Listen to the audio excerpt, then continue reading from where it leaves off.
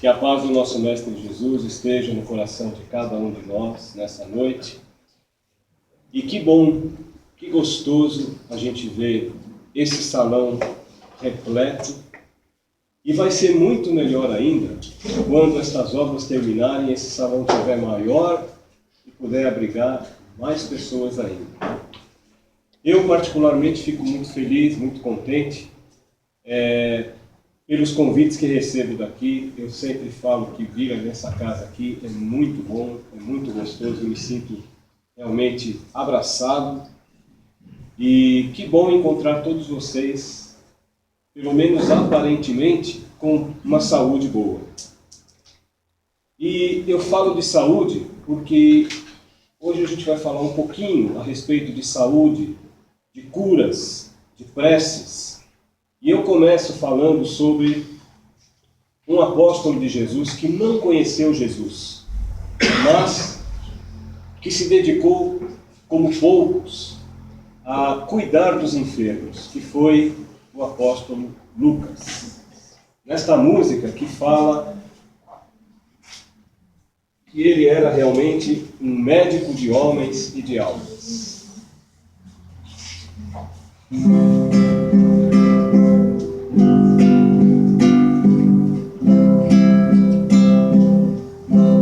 Desde tenra idade ele era em verdade um menino feliz, pois tinha aceitado o nosso mestre amado com tal devoção.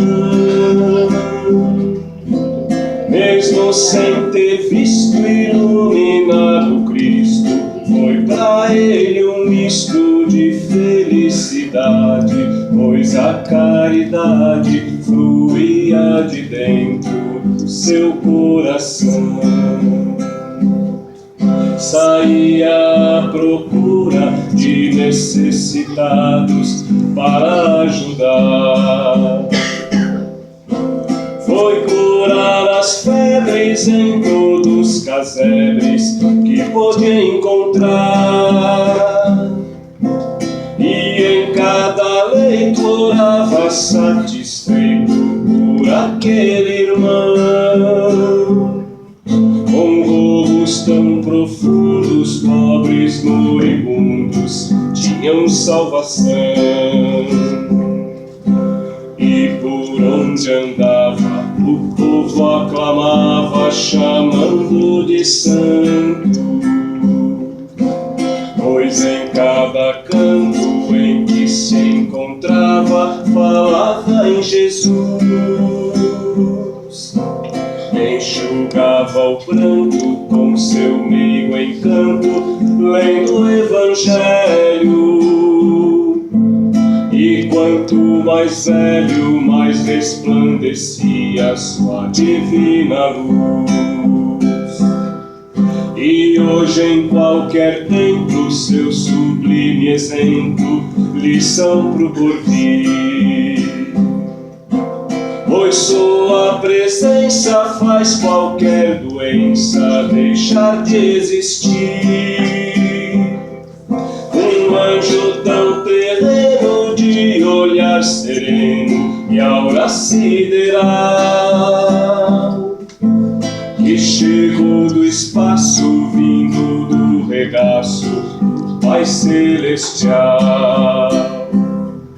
O éter que exala quando está na sala em sessão de cura é algo tão divino, é um plasma cristalino de uma alma tão pura. É um permanente açude vertendo saúde com palavras calmas. É Lucas, é Lugano, médico de homens e de almas. O éter que exala quando está na sala em sessão de cura é algo tão divino, é um plasma cristalino de uma alma tão pura. É um permanente frente açude, vertendo saúde com palavras calmas. É Lucas, é Lucano, médico de homens, médico de alma.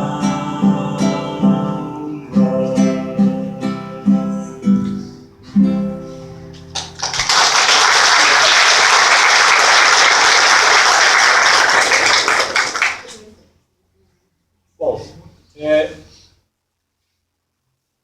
para a gente falar um pouco sobre essa coisa do dom de curar, das preces pagas, a gente precisa voltar um pouco, aliás, voltar bastante na história da humanidade. Houve um momento na história do mundo que os homens começaram a querer entender sobre o processo da vida.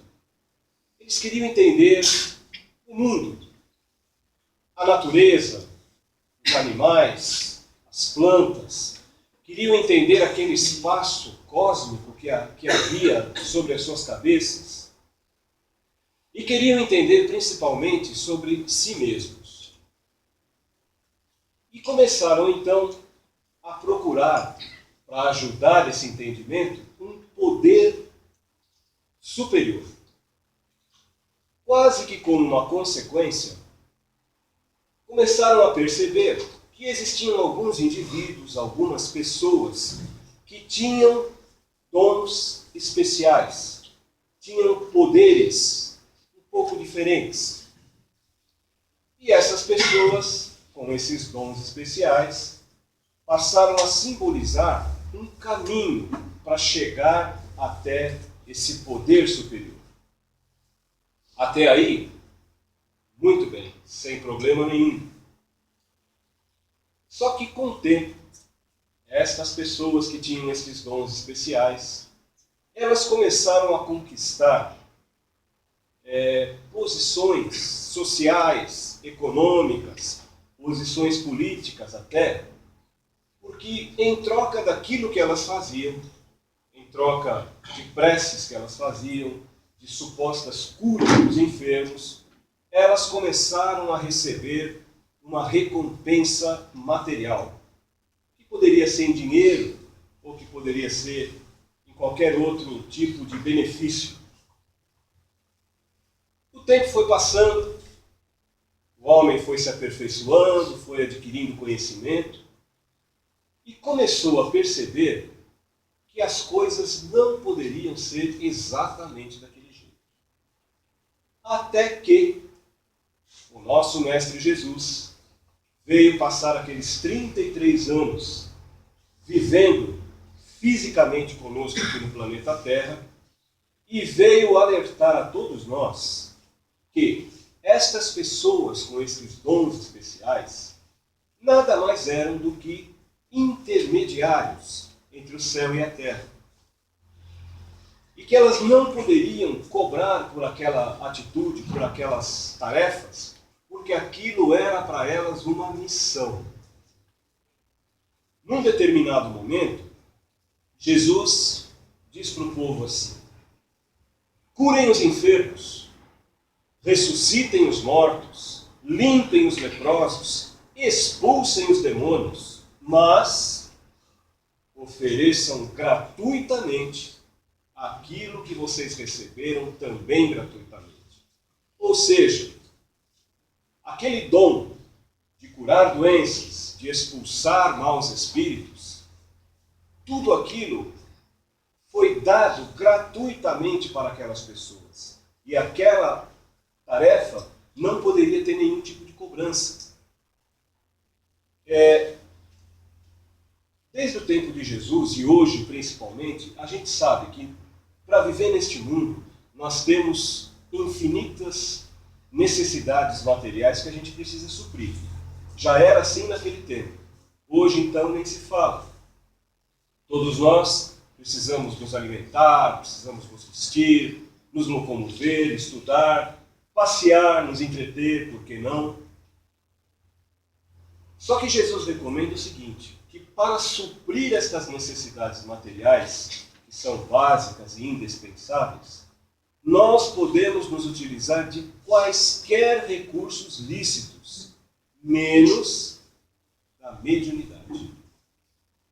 Mediunidade para isso não, porque isso foi um dom que Deus ofereceu a certas pessoas para aliviar a dor daqueles que estão próximos, para fazer a propagação da fé.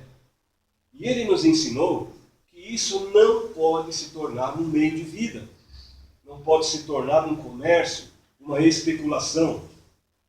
Jesus também certa vez falou para que a gente não fizesse da mesma maneira que os escribas faziam. Porque os escribas, eles, a pretexto de fazer preces muito extensas, como diz o texto aqui, eles devoravam as fortunas das viúvas. Isso quer dizer o quê? Que eles ficavam com as propriedades, com as posses, não só das viúvas, mas de qualquer um que fossem procurá-los para essa finalidade. E para nós ainda, de uma maneira geral, aquelas pessoas que possuem essa mediunidade de cura, ou um poder magnético de curar, elas ainda nos deixam muito impressionados. Muitos de nós consideram essas curas como sendo milagres. E consideramos esse tipo de pessoa como sendo santos, missionários, e muita coisa, mas muita coisa mesmo, é levada ainda para o terreno do sobrenatural, do maravilhoso, do fenômeno, do espetáculo. Mas antes de mais nada, a gente precisa entender o que é que está sendo curado. Precisamos entender o que é doença. Do ponto de vista da ciência, da medicina, a doença é uma alteração em algum órgão, em algum aparelho do nosso corpo físico que esteja impossibilitando, ou impedindo, dificultando o funcionamento perfeito desse órgão ou desse aparelho. Mas do ponto de vista espiritual, doença é uma reeducação. Doença é um estímulo evolutivo. É uma maneira de nós percebermos que estamos agindo de forma contrária às leis naturais. A doença, do ponto de vista espiritual, ela é uma autoeducação. E ela sempre tem causas espirituais. E nunca, jamais, ela acontece por acaso. Então, esses curadores, que a gente às vezes chama de milagreiros, na verdade, eles não curam nada. O curador, ele é apenas um facilitador de um processo de autocura. Da mesma forma que o professor lá na escola, se a gente for ver profundamente, ele não educa. Ele é um facilitador do processo de autoeducação. Nós podemos ver a diferença que existe entre vários tipos de professores. Tem aqueles que simplesmente despejam a matéria em cima do aluno e ele que se vire para aprender aqui. Enquanto outros têm uma vocação maior, têm um dom maior e conseguem facilitar esse ensinamento. Passam esse ensinamento para o aluno de forma que ele consiga entender os assuntos mais complexos. E esse curador, esse poder de cura, ele é muito limitado. Porque ele vai depender da necessidade, vai depender da mudança de comportamento e principalmente da fé daquele que está recebendo o tratamento, daquele que se diz doente. O curador, por si só, ele não vai realizar a cura. Ele é um concentrador de recursos. Recursos que vão ser aproveitados de uma forma melhor ou pior por aquele que está enfermo de acordo com a sua atitude mental, de acordo com o seu estado emocional, espiritual. Então a cura, ela sempre depende do doente querer ser curado, dele procurar reequilibrar-se, dele voltar ao seu normal. Jesus também disse para a gente: buscai e achareis, ajuda-te e o céu te ajudará, bata e a porta vai se abrir. E nós podemos até poder testemunhar essa coisa de depender do próprio doente, quando a gente para pensar na eficácia do passe nas casas espíritas.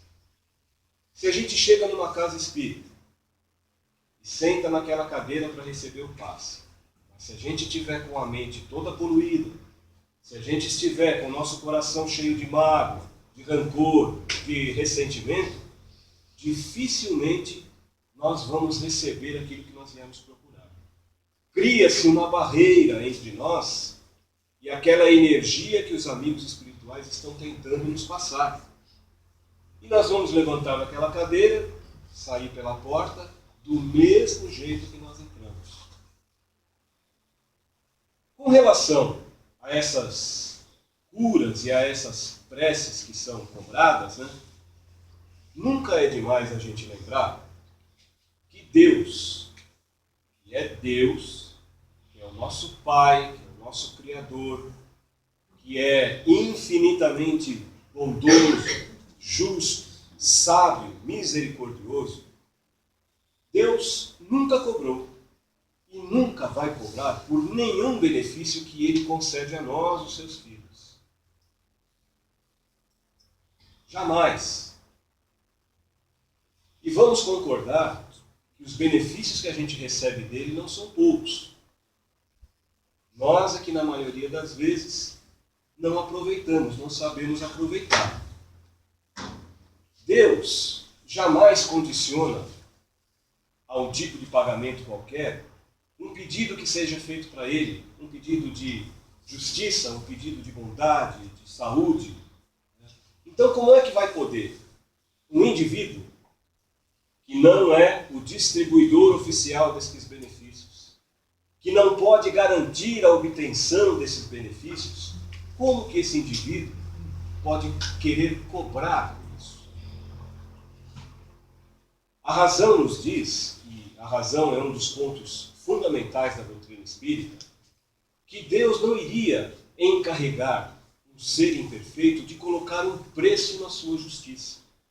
Porque a justiça de Deus, ela é como a luz e o calor do sol. Ela é para todos. Para os ricos, para os pobres, para quem pode pagar, para quem não pode, para brancos, para negros, para gordinhos, para magrinhos, para altos, para baixos, para brasileiros, para africanos, para islâmicos, para franceses.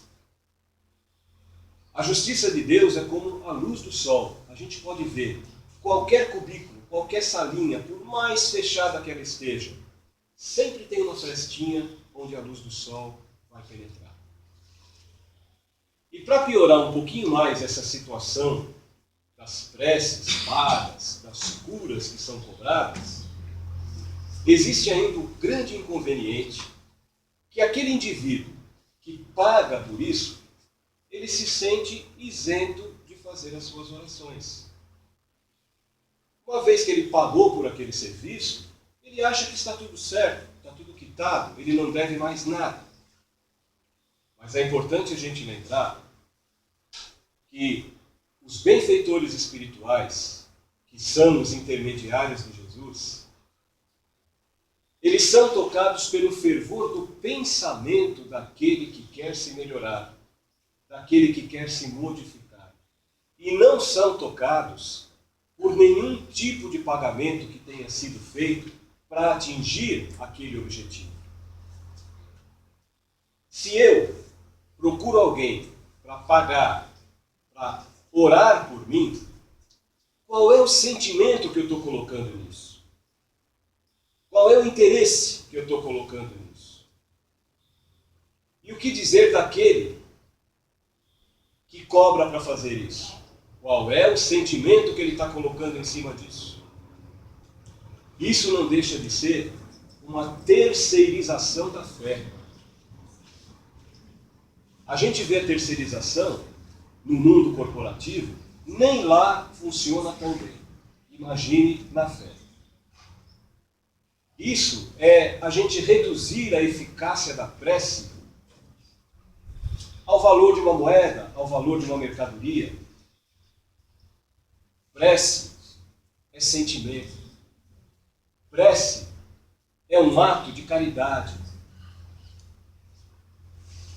Prece é uma preocupação em trazer um alívio, em trazer um bálsamo para aquele que está do nosso lado. Não importa quem ele seja. Na questão 658 do Livro dos Espíritos, a espiritualidade informa para nós que toda prece ela é agradável a Deus quando ela é dita pelo coração. Quando ela é proferida com fé, com fervor, com sinceridade. E um pouquinho mais adiante, na questão 662, quando eles são perguntados se é útil nós orarmos por alguém, a resposta é sim, desde que façamos isso com boa vontade, com o coração, sem nenhum interesse, sem nenhuma outra intenção. Quando nós oramos por alguém, nós usamos a nossa boa vontade para gerar uma força energética de pensamento.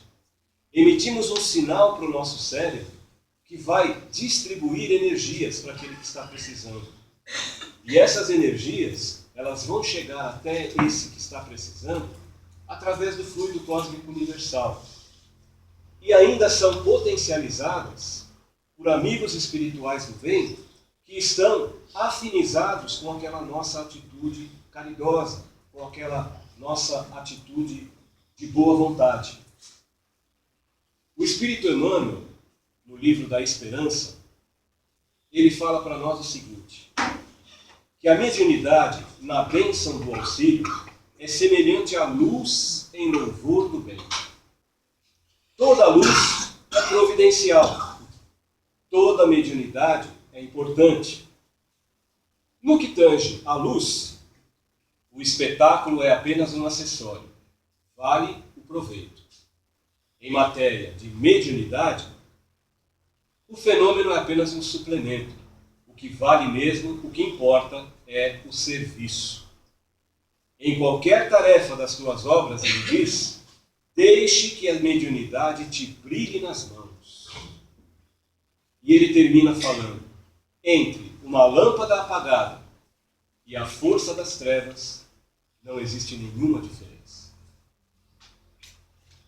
Em matéria de curas, em matéria de doença, cada vez mais os nossos médicos aqui da Terra, os cientistas, eles estão compreendendo que qualquer doença, seja ela qual for, ela não vai poder ser combatida se nós atuarmos apenas naquelas manifestações exteriores. A ciência, ela já percebeu e já compreendeu que a causa mais comum das doenças está muito mais num desequilíbrio muito profundo entre o doente e as leis naturais criadas por Deus. E a cura dessas doenças, ela também segue o mesmo raciocínio. Quanto mais a gente se desviar das leis naturais, mais suscetíveis à doença nós estaremos, e mais distantes da cura, e vice-versa. Então, se a gente quiser a cura destas doenças que a gente acumula pela vida, a tal da cura espírita, podemos ter certeza que não vai ser por meio de nenhum pagamento, não vai ser por meio de nenhuma troca material. Existe uma passagem em que Jesus tinha ido até a beira de um rio, onde muitas pessoas iam nesse rio para obter curas de doenças. E teve um senhor que procurou ele, pedindo para que ele fosse curado, porque ele frequentava aquele lugar há 38 anos e não conseguia a cura. Jesus então disse para ele assim: vá e procure a cura por si só, sem esperar por milagres. Ou seja, volta naquilo que ele falou: buscai e achareis. Ajuda-te e o céu te ajudará. Se não houver da nossa parte mudança de comportamento, não tiver a fé pura, se nós não estivermos alinhados com a nossa transformação íntima, dificilmente nós vamos conseguir essas coisas. E estaremos sempre nesse caminho que vai nos levar a tormentos físicos, espirituais, emocionais, porque não estaremos preparados para isso. O próprio Jesus, ele nunca foi procurar ninguém para curar, mas aqueles que o procuravam, para aqueles que o procuravam, ele era um modelo, ele era um exemplo, porque ele agia com o seu coração. E tivemos exemplos inúmeros na história da humanidade que fizeram a mesma coisa. Bezerra de Menezes, Chico Xavier, Madre Teresa de Calcutá, o Mahatma Gandhi, Buda, Irmã Dulce e tantos outros, que se transformaram, como disse a música, em verdadeiros médicos de homens e de almas. E que faziam isso pelo sentimento de caridade, pelo sentimento de amor ao próximo. Não cobravam um centavo para isso. Então, gente, que a gente possa refletir bastante sobre essas coisas de curas que são cobradas, de preces que são cobradas, para que a gente não embarque nessa barca furada. Né? E eu gostaria, acho que, como nós estamos já no fim do ano, da última vez que eu vim aqui, eu falei isso também. Eu falei que era a última vez que eu vinha nesse ano. Né? Então, graças a Deus, eu estou aqui de novo. Mas eu acho que hoje acho que é a última vez. Né? Mas eu queria desejar a todos vocês, meus irmãos e irmãs da Fraternidade Espírita, irmão Pedro, só dizer para vocês o seguinte: que o trem do Ano Novo, ele já chegou nesta estação. Se você não puder ser o maquinista desse trem, que você seja, então, o seu passageiro mais alegre, o mais divertido. Escolha um lugarzinho ali próximo da janela para você desfrutar de toda a paisagem que essa viagem vai te oferecer. E faça de conta que essa é a primeira viagem da sua vida.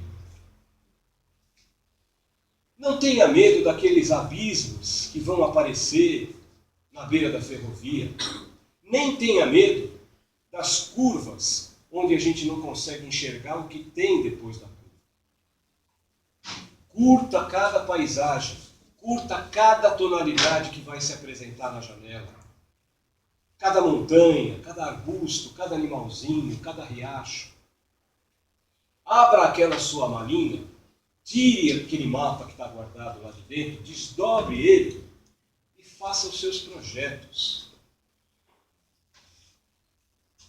Preste atenção em cada parada que esse trem vai fazer. E fique muito atento ao apito de partida. E quando vocês verem aquela estação que está acenando para vocês com a esperança, desembarque nessa estação todos os seus sonhos, todos os seus projetos e seja feliz. Eu desejo de coração que esta viagem, pelos próximos dias deste ano que vai se iniciar, seja para todos vocês uma viagem de primeira classe. E como a gente não poderia deixar de lembrar, nós estamos já muito próximos do Natal. Né? Estamos muito próximos da data de aniversário daquele que foi o mais importante ser humano que já pisou neste planeta Terra. que nos perdoem aqueles que não são cristãos. Mas é difícil a gente não falar isso de Jesus. E que esta data de aniversário de Jesus seja exatamente como diz o tema desta música, de João Cabete, Festim Divinal, que ela seja uma festa divina. E diz mais ou menos isso.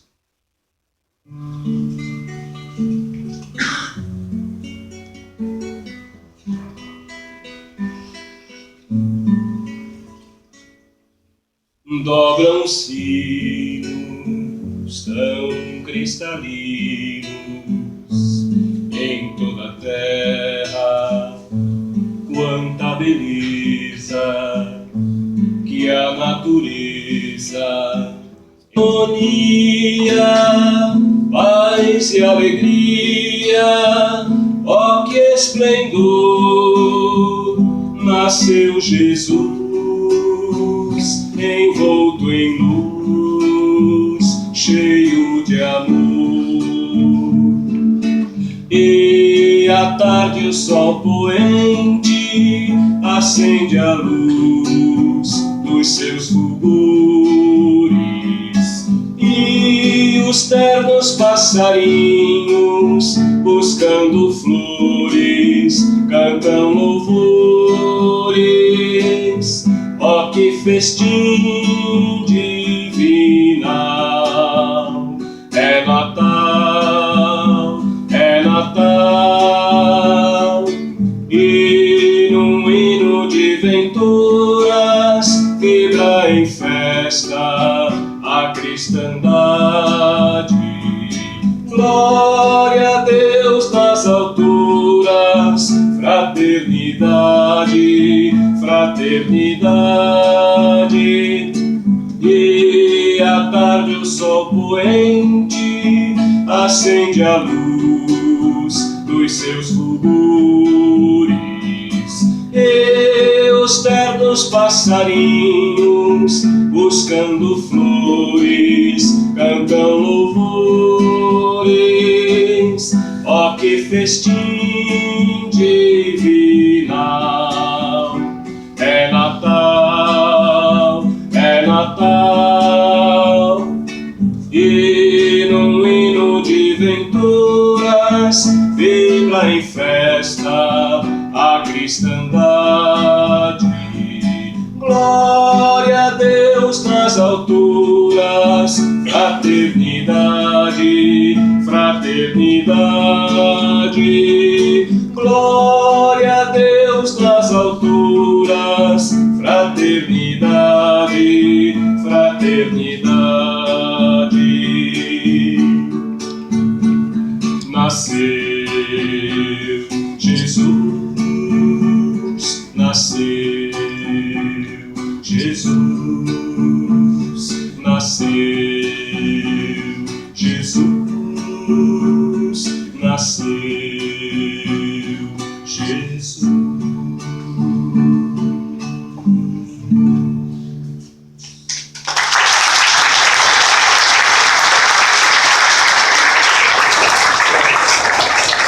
Muito obrigado pelo carinho, pela atenção, e que todos tenham realmente um ótimo Natal, um melhor ainda 2016, e que a gente possa se encontrar aqui numa próxima, se Deus quiser.